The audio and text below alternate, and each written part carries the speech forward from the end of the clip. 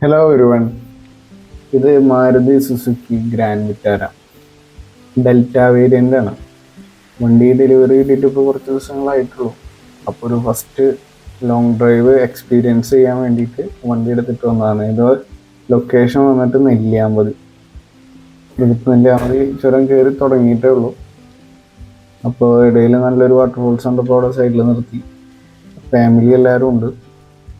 അപ്പോൾ ഞങ്ങളെല്ലാവരും കൂടിയിട്ട് വണ്ടിയുടെ ഫസ്റ്റ് ഒരു ഡ്രൈവ് എക്സ്പീരിയൻസ് ചെയ്യാൻ വേണ്ടി വന്ന. ഇത് റിവ്യൂ കാര്യങ്ങളൊന്നുമല്ല, വണ്ടിയുടെ കുറച്ച് വിശേഷങ്ങൾ പറയാം. ഈ വണ്ടിയുടെ അകത്തുള്ള കാര്യങ്ങളൊക്കെ നമുക്ക് നോക്കാം. വണ്ടിയുടെ അകത്തേക്ക് നോക്കുകയാണെങ്കിൽ 7 ഇഞ്ച് ഇൻഫർടൈൻമെൻ്റ് ആണ് വരുന്നത്. ഇത് ഡെൽറ്റ വേരിയൻ്റാന്ന് പറഞ്ഞു.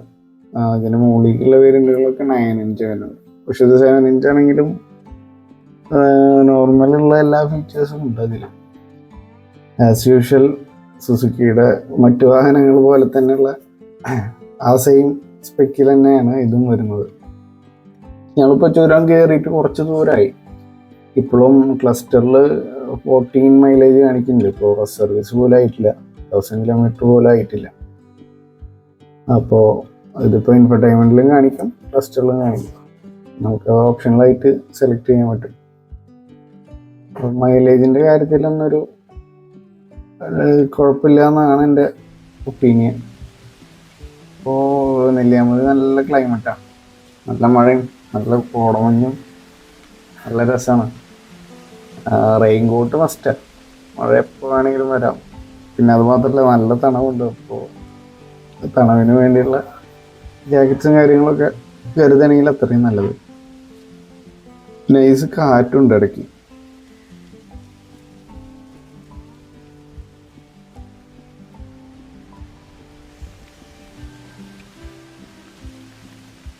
സോറി, ഞങ്ങൾ വീണ്ടും അവിടെ നിന്ന് ഡ്രൈവ് സ്റ്റാർട്ട് ചെയ്തു. അവിടെ നല്ല മഴയായി. മഴ വീണ്ടും വണ്ടിയിലേക്ക് കയറി. അങ്ങനെ ഡ്രൈവ് വീണ്ടും മുന്നോട്ട് പോയിക്കൊണ്ടിരിക്കാം. ഇപ്പോൾ ഈ വണ്ടീനെ കുറിച്ച് പറയുകയാണെങ്കിൽ അത് അത്യാവശ്യം നല്ല ഗ്രൗണ്ട് ക്ലിയറൻസ് ഉണ്ട്. 210 mm ആണ് ഇതിൻ്റെ ഗ്രൗണ്ട് ക്ലിയറൻസ് വരുന്നത്. ഞങ്ങളുടെ ഏരിയയിലൊക്കെ വെച്ച് നോക്കുമ്പോൾ ഇത് ഗ്രൗണ്ട് ക്ലിയറൻസ് അത്യാവശ്യം. മുമ്പ് ഗ്രൗണ്ട് ക്ലിയറൻസ് കുറവുള്ള വണ്ടിയായിരുന്നു യൂസ് ചെയ്തിരുന്നത്.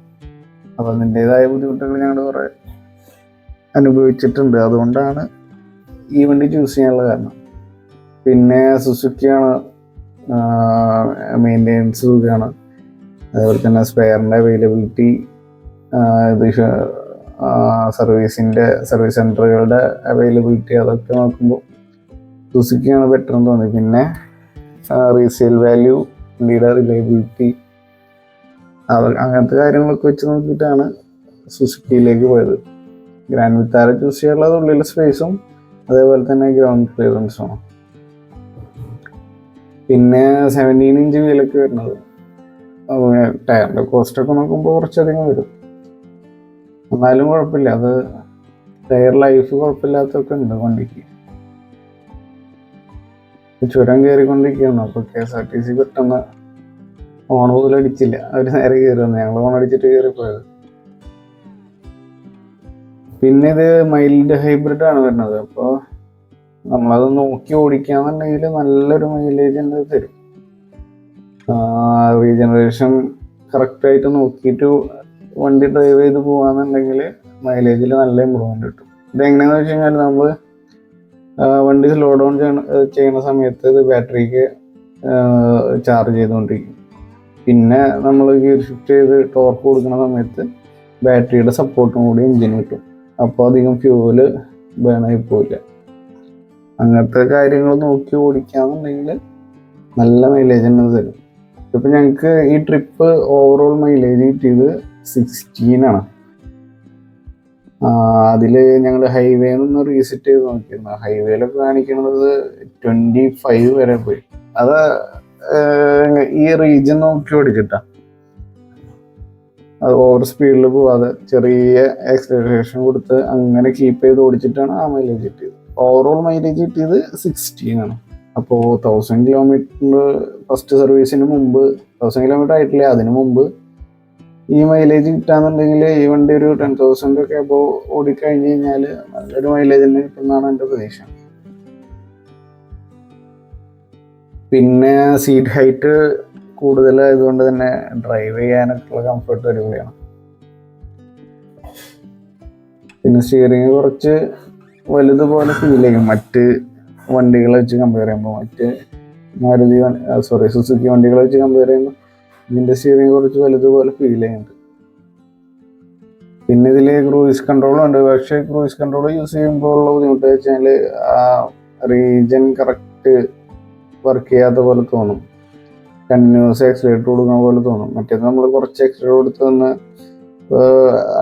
വണ്ടികളുടെ അടുത്ത് വരുമ്പോൾ പെഡൽ റിലീസ് ചെയ്ത് കഴിഞ്ഞാൽ ആ റീജനറേഷൻ നടക്കും. ഇതിൽ അത് നടക്കില്ല ക്രൂസ് കൺട്രോൾ യൂസ് ചെയ്ത് പോകണില്ല. അപ്പോൾ നെല്ലിയാമ്പതി റൂട്ടിൽ നല്ല കോടമഞ്ഞാണ്. ഇതിൻ്റെ സ്റ്റോക്ക് ഹെഡ്ലൈറ്റാണ്, പ്രൊജക്ടറാണ്, പക്ഷേ ഹെലജനാണ്. അത് അത്ര വിസിബിലിറ്റി പോരാ. അതുകൊണ്ട് ആ സാറ്റലൈറ്റൊക്കെ യൂസ് ചെയ്തിട്ടാണ് പോകുന്നത്. വിസിബിലിറ്റി വളരെ കുറഞ്ഞു. ചില ഏരിയയിൽ ഒട്ടുമില്ല വിസിബിലിറ്റി, ചില ഏരിയയിൽ വലിയ കുഴപ്പമില്ല. പിന്നെ ഓപ്പോസിറ്റ് വരുന്ന വണ്ടികൾ ഈ പറഞ്ഞ പോലെ ചിലത് ഹോണടിക്കാതെ കൂടെ വരും. ചിലത് നല്ല ഹോണടിച്ച് കെയർഫുള്ളായിട്ട് ഡ്രൈവ് ചെയ്തിട്ടാണ് ചിലർ വരാറ്. പിന്നെ ചിലയിടങ്ങളിൽ നെല്ലിയാമ്പതി റൂട്ടിൽ ചിലയിടങ്ങളിൽ മുമ്പത്തെ വെള്ളപ്പൊക്കത്തിൽ പല സ്ഥലങ്ങളും ഇടിഞ്ഞു പോയിട്ടുണ്ട്. അവിടെയൊക്കെ റോഡ് ഭയങ്കര ചെറുതാണ്, നാരോ റോഡ്സാണ്. അപ്പോൾ അവിടെയൊക്കെ നമ്മൾ സൂക്ഷിച്ച് ഓടിക്കാം. പിന്നെ ഡ്രൈവിന് പറ്റിയ നല്ല സ്ഥലമാണ് നെല്ലിയാമ്പതി. ഈ ടൈമിൽ ഇതേപോലെ നല്ല കോടമഞ്ഞ്, നല്ല മഴയുണ്ടാവും. അതേപോലെ തന്നെ നല്ല തണവും കിട്ടും.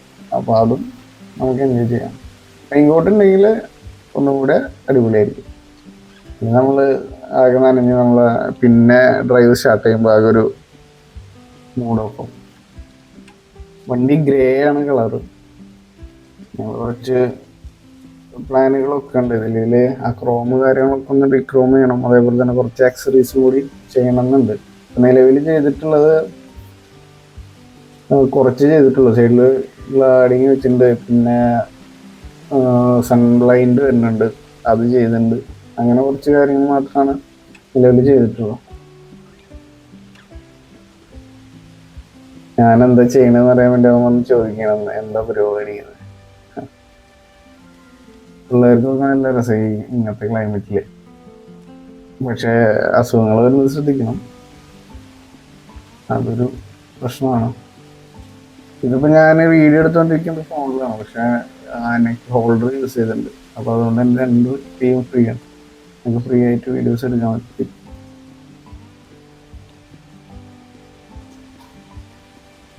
ഇപ്പോൾ ബലേനോ, അതേപോലെ തന്നെ ഫ്രോൺസ്, അങ്ങനെ ഇപ്പോഴത്തെ ലേറ്റസ്റ്റ് അപ്ഡേഷൻ വന്ന എല്ലാ സുസുക്കിയിലുള്ള സെയിം ഫീച്ചേഴ്സ് തന്നെയാണ് ഇതിലുള്ളത്.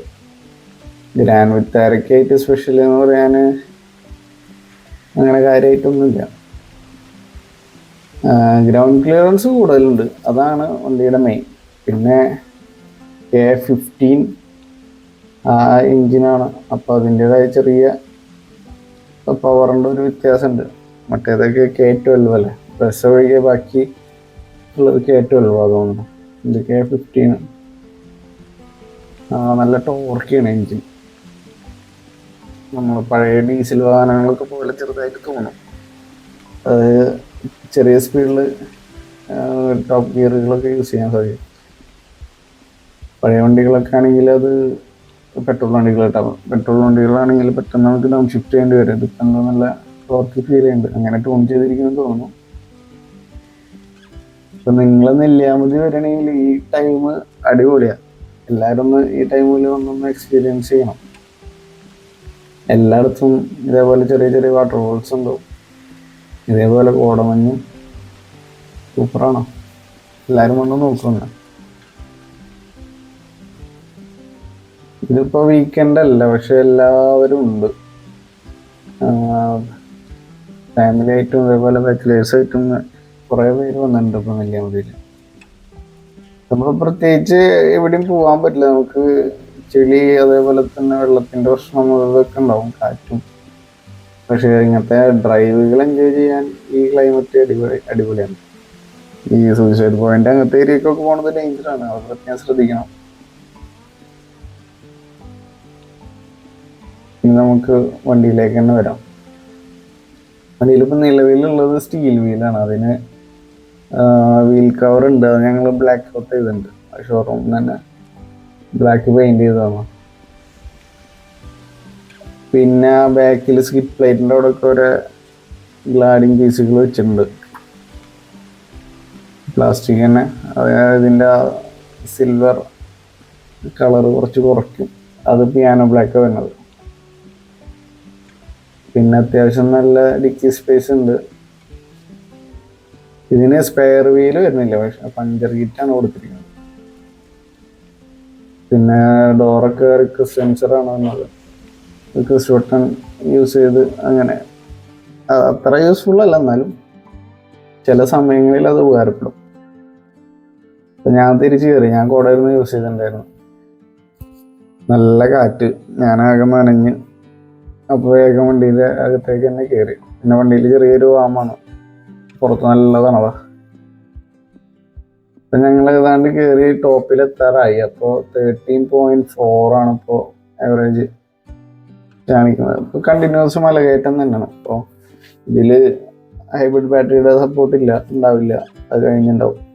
പിന്നെ മൈൽഡ് ഹൈബ്രിഡ് ആണ്, ചെറിയ ബാറ്ററി ബാക്കല്ല വരാം, 48 വോൾട്ടിൻ്റെ ഒരു ബാറ്ററി ബാക്ക് വരാം. അപ്പം അതിൻ്റെ മാക്സിമം ലെവൽ ചെയ്യാൻ പറ്റുള്ളൂ. ഇനി നമുക്ക് തിരിച്ച് റിട്ടേൺ ഇറങ്ങുമ്പോൾ ഈ ഡ്രോപ്പ് ചെയ്യുന്ന മൈലേജ് തിരിച്ചു പിടിക്കാൻ സാധിക്കും, റീജനൊക്കെ യൂസ് ചെയ്ത്. അങ്ങനെ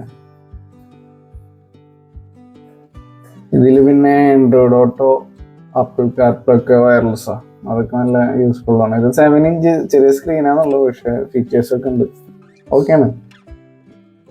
നോർമൽ ഇങ്ങനെ ഫീച്ചേഴ്സ് അധികം ഇഷ്ടപ്പെടാത്ത ഒരാൾക്ക് ഓക്കെയാണ്.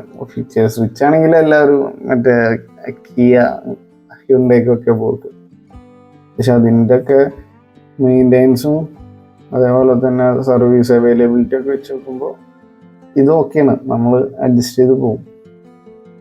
പിന്നെ ടയർ പ്രഷർ മോണിറ്ററിങ് വരുന്നുണ്ട്, അതും വളരെ യൂസ്ഫുൾ ആയിട്ട് തോന്നുന്നു. നമ്മൾ കുറച്ച് കാലമൊക്കെ വണ്ടി എടുക്കാതെ നിർത്തിയിടല്ലോ നമ്മൾ, ഡെയിലി യൂസ് ചെയ്യണവരെല്ലാവരും ഉണ്ടാവില്ല. അപ്പോൾ കുറച്ച് കാലങ്ങൾക്ക് ശേഷം എടുക്കുമ്പോൾ നമുക്ക് ചിലപ്പോൾ അറിയില്ല, ചില സമയത്ത് പ്രഷർ കുറഞ്ഞു പോകും.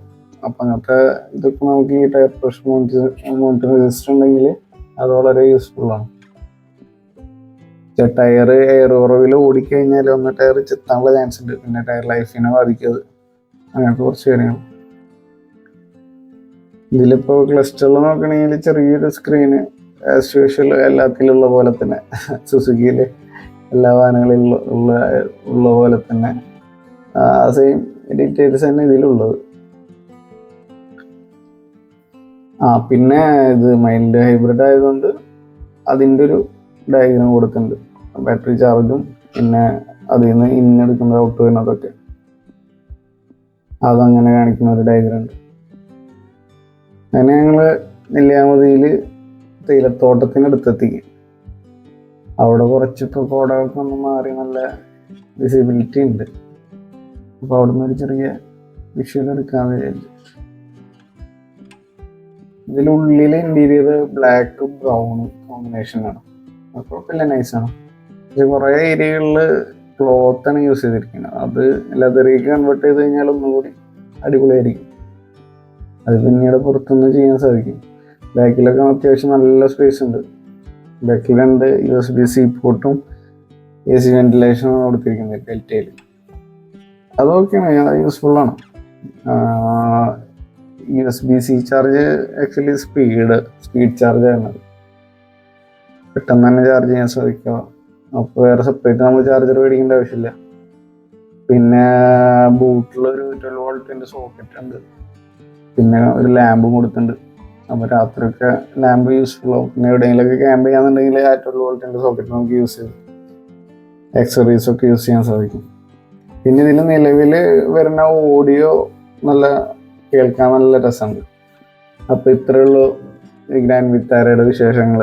ഫസ്റ്റ് ഡ്രൈവിംഗ് എക്സ്പീരിയൻസ് ആണ്, ഡീറ്റെയിൽഡ് റിവ്യൂ ഒന്നുമല്ല. അപ്പോൾ വീഡിയോ ഇഷ്ടപ്പെട്ടാൽ ലൈക്ക് ചെയ്യുക, ഷെയർ ചെയ്യുക, സബ്സ്ക്രൈബ് ചെയ്യുക.